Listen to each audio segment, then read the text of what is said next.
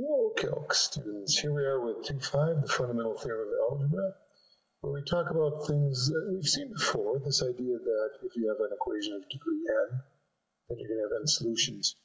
Now, technically, the fundamental theorem of algebra first states that if you have a polynomial of degree n, it must have at least one zero in the complex number system. That complex number system includes both real and imaginary numbers. So once you establish that, then by dividing out that factor, you can show that the next polynomial equation of degree n minus 1 then will have at least one factor. You keep on going until you're down to just a linear equation.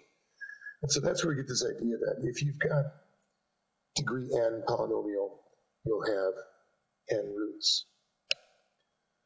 Now, let's first check on what the zeros of a polynomial are. We talked about this before. This is when you just set the polynomial equal to 0, like in example A here. I set x minus 2 equal to 0, and we get one root, just as we predicted with our fundamental theorem. X to the first polynomial, so it should have one answer. On part B, x squared minus 6x plus 9 equals 0. Well, technically, when we look at this as a perfect square, we get x minus 3 times x minus 3 equals 0. And so we get two answers, but they're identical answers. So we consider these two roots, it's called a double root. X equals 3 twice. See here, x cubed plus 4x, set that equal to 0. What are the roots? Well, we can factor out x. And now we see we get x equal to 0 or x squared plus 4 equals 0. And this part leads to two imaginary roots. X equals plus or minus 2i. Still, we're getting three answers in the complex number system. 0, 2i, and negative 2i. Finally, with x to the fourth minus 1 equals 0. If you just do x to the fourth equals 1, and take the fourth root of both sides, you only get absolute value of x equals 1, you get x equals plus or minus. You only get 2 of the 4 roots. So if we see it by factoring that this could be x squared minus 1 times x squared plus 1, you can see where these other answers are coming from. X squared equals 1, or x squared equals negative 1, plus or minus 1, x equals plus or minus I. So there are your 4 roots, 1, negative 1, I, negative I. So sometimes you can see that factoring is key in seeing all the possible solutions. Now, the rational zero test helps you come up with what you should possibly check when nobody gives you any hints. And we're going to develop several techniques for this, including using your calculator to take a look at where it might cross the x-axis and so forth. But for right now, rational zeros are answers that are fractions. A rational number is any number that can be written as a ratio of two integers. So if you have all integer coefficients in your polynomial, then the rational answers have to come in this form, where P, form P over Q, where P is a factor of the constant term, that's this term way on the end here, and Q is a factor of the leading coefficient. To keep this straight, I usually think of the example 2x plus 3. The solution is 2x equals negative 3, or x equals negative 3 over 2. And so we can see in this very basic first degree polynomial equation, it's the constant term over the leading coefficient. It helps you get on the way to figuring out your rational roots. Now let's see what we've got for rational zero test on this. Well, let's first look for factors of 1. That's the constant term over factors of the leading coefficient. Factors of 1. So that's plus or minus 1 over plus or minus 1. So basically all we have is 1 or negative 1 as possible rational roots. It doesn't mean that they are rational roots. It just means that if there are rational answers, they would have to be in this form. And when we check for them, we put 1 in, 1, 0, 1, 1, 1, 1, 1, 2, 2, 3. No, that one doesn't work. Let's try negative 1. 1, 0, 1, 1, 1, negative 1, negative 1, 1, 2, negative 2, negative 1. Neither of them work. So what that means is that there are no rational roots. It doesn't mean that it's unsolvable. A fundamental theorem guarantees that there's at least one complex root, and further on then it can be factored, so we should get 3 roots here. Well, what are they? Well, that's where this theorem has its limitations. It's only helping you find rational roots. As we're going to see, this actually goes through there, the 2 points we found. We found 1, 3, 1, comma 3, and point -1, comma -1. See if those showed up on the graph. Yep, there's 1, 3, and there's -1, comma -1. But no rational roots. There is a root. There's a real root. It's a cubic. It must have at least one real root because it's got to go to opposite infinities. But it's not going to be a rational number. We'll have to find that with other techniques. And the calculator can help you estimate that with graphing techniques and find the x-intercept. Now, let's take a look at a different problem. This is going to give us a few more choices for possible rational roots. Because we're going to have factors of -6, constant term, or factors of the leading coefficients. That's factors of 1. So 6 has lots of factors, 1, 2, 3, and 6. So basically 1, 2, 3, 6, or -1, -2, -3, -6. I like to make it a form like this. And then eliminate possibilities as they see they don't work. Circle those at 2. Now, we could get really unlucky on this by trying some things that don't work and get frustrated. But this is where your graphic calculator can help. Here's a sketch from the book of where this crosses. It looks like it's crossing -1, 0, and 2, 0. So we can try those roots. Try them in the equation here. 1, -1, 1, -3, -6. Let's see the roots. 1 multiplied by -1, add -2 multiplied by 2, add is 3 multiplied by -3, add is -6 multiplied by 6. Sure enough, -1 works. So that means -1 is a root. -1 is a root. How do we get the other roots? Well, we're down to a cubic. A cubic here can actually solve by factor, but I'm just going to use the fact that, look, I can see it crosses at 2 there, and it's in our list here. And I'm going to try 2 in the depressed equation. That is, this was an x4th equation, this is an x cubed equation. Now we're going to double the depressed equation. 1 times 2 is 2, 0, 0. 3, 3 times 2 is 6, 0. Sure enough, 2 is also a root. 2 is a root. So we've got 2 of the roots so far, and we're left with x squared plus 0x plus 3 equals 0, or x squared equals -3, or x equals plus or minus -3. So there's our 3 roots. Roots are -1, 2, I root 3, and -I root 3. 4 roots as expected with a 4th degree equation. Okay? Now, we only had to find the rational zeros, so we'll just stop there. I just want to kind of show you the complete process. The rational zeros are just these 2. So the rational ones, the rational zeros are just -2, so we're going to stop there. Now, let's find the rational zeros.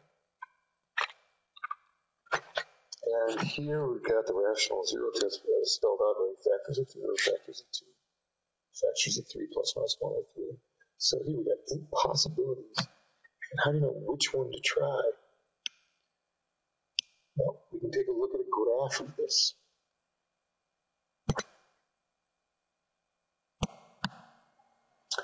From our graph, it seems that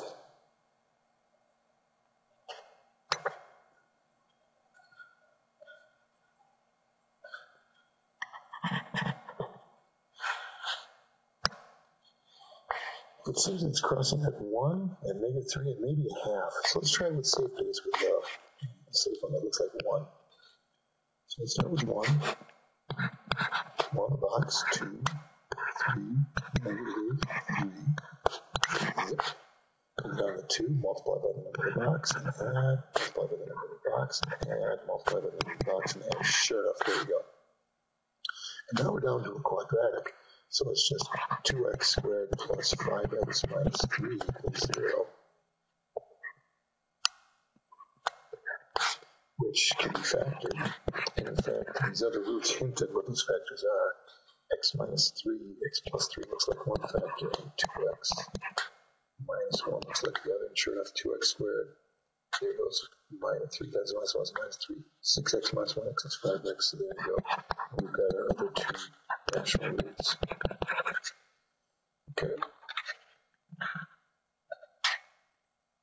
So, rational roots, in fact, all the roots are 1, 1/2, and negative 3. Now, when you get complex answers, as we saw back here a few pages ago, so we got the plus or minus roots there that one time. I think it was right there, yeah, I and negative I. Complex answers always come in conjugate pairs like that. Here's the theorem behind it. When a plus bi is a root, and b is not equal to 0, then the conjugate a minus b is also a zeroth function. Now this implies that you have real coefficients you're talking about. So in this one, find a polynomial with giving zeros. We're told that we have a fourth degree polynomial, but only 3 of the roots, negative 1, and 3i is 0. So 3i is equal to 0 plus 3i. That implies 0 minus 3i, or negative 3i, is also a root. So to go backwards, we take our factor in reverse. Say x equals negative 1, x equals negative 1, x equals 3i, x equals negative 3i. So x plus 1 equals 0, x plus 0, x minus 3i equals 0, x plus 3i equals 0. Now we start multiplying these together. X plus 1 times x plus 1 times x minus 3i times x plus 3i equals 0. So it's x squared plus 2x plus 1. These are complex conjugates, so we get x squared plus 3 squared. And now we can multiply these out with angle technique here, multiplying polynomials. It's x to the fourth, 2x cubed squared, squared times 9 is 9x squared, 18x, and 9. So I have these two like terms, x to the fourth plus 2x cubed plus 10x squared plus 18x plus 9 equals 0. That's an equation. It's a fourth degree equation that has those original 4 things. That's roots. Now, finding zeros of a polynomial function if you're given one of the roots. So this is a huge problem because the root that's given is 1 plus 3i. And we can use the rational zero test, but we're going to take advantage of this because we can maybe use this to press the equation. So we put 1 plus 3i in the box. And we're not just verifying that this is a root, but we're also doing something else. 1 plus 3i, maybe 2 plus 3i. Here's where it's just very good. A little arithmetic up here. I'm going to FOIL out 1 plus 3i times negative 2 plus 3i. That's where this technique gets a little long. First is negative 2. Outer is 3i. Inner is minus 6i. Last is 9i squared and minus 9. So we're getting minus 11 minus 3i. Minus 11 minus 3i. We got these up. We get minus 5 minus 3i. Now I got to do another multiplication. This is 1 plus 3i times negative 5 minus 3i. Minus 18i. And we add them up to get 6 minus 18i. Now we can multiply those out as well. I'm going to make another page here for our scratch work here. minus 18i times 1 plus 3i versus 6. Outer is 18i, inner is minus 18i, and last is minus 54i squared plus 54. So these cancel out, you just get 60. Oh, that works out great. 60 there, 60 there.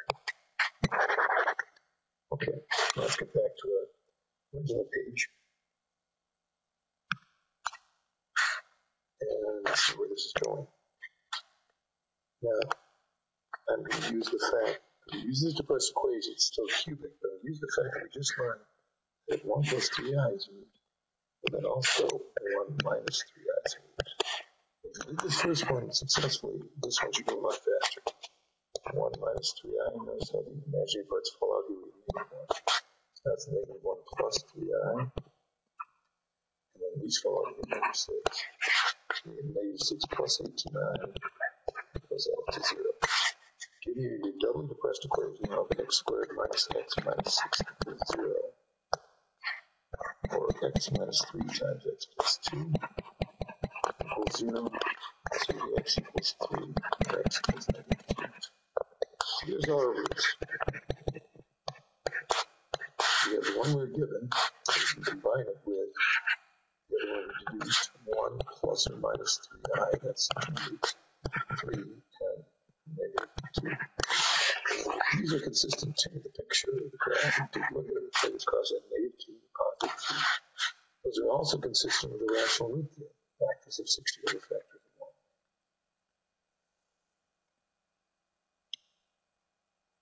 Now, write the zeros. Write this as a product of linear factors. Now, this is going to give us a big hint. It's crossing a 1 and negative 2.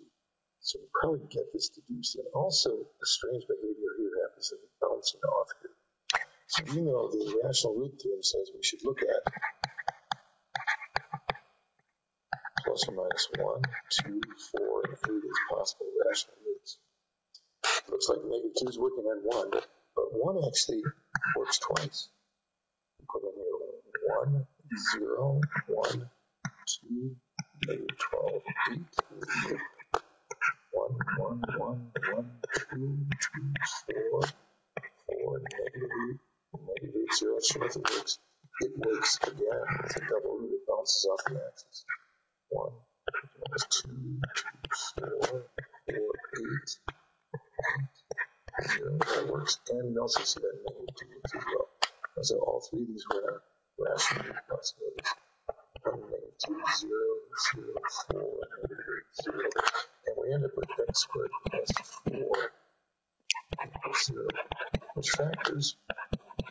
Well, it doesn't factor over the real numbers. And we get plus or minus 2i for our last two roots. Now, so the zeros are 1, 1, negative 2, plus or minus 2i, 5 zeros. Let's fit the equation. Now, the factorization means you have to set each of these equal to x, then subtract. So, instead of saying x equals 1, we say x minus 1 is a factor. And it's a factor twice, so we square it. Then x plus 2 to go along with x equals negative 2 is a root. Then x minus 2i times x plus 2i.